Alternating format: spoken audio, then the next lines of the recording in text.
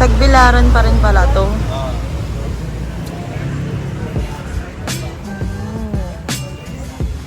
So, here's the Blood Compact Park. So, it's a park. Uy, mag-transition tayo dito, Mal. Yung click-click.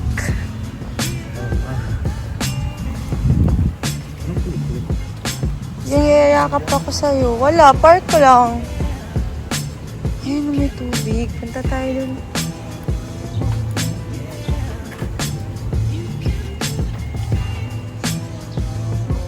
Pa-zigzag ang hagdanan dito mga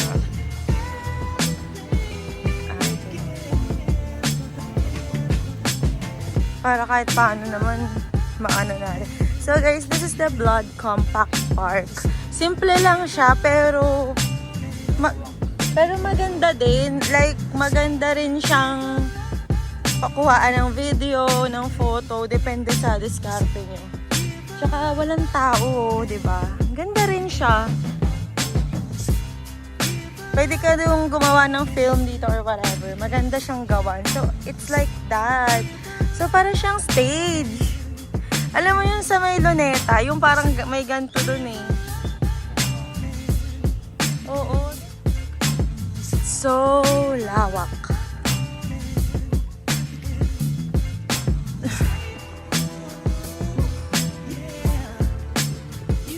Ayun mahal mga statue. There are the statues. So, mamaya magre-research tayo about Blood Compact. Para naman nalalaman natin kung anong essence ng lugar na to. Oh, Carlos P. Garcia statue is here. Tada!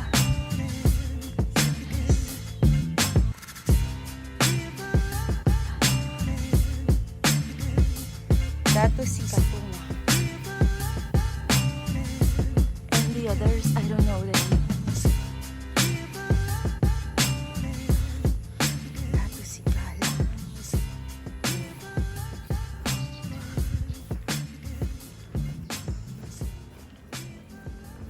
Paruhan.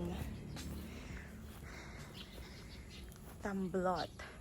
I remember Tamblot nung nag-aaral pa ako, pero like familiar yung name. Francisco Dagohoy, of course. Familiar yung mga names nila, pero hindi ko yung matandaan. Baka paluin ako ng picture ko ng sisters. Daw. There. Dami sila.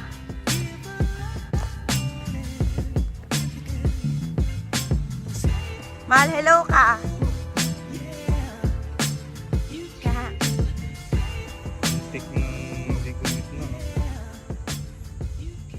Ayan, maganda.